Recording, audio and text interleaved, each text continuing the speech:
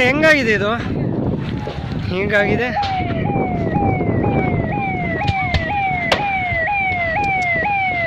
ಈ ವರ್ಷದಲ್ಲೇ ಇದೆ sir first time. ಮೊನ್ನೆ ಫ್ಲೈಟ್ ಬಿದ್ದೋಗಿರೋದು ಇದು.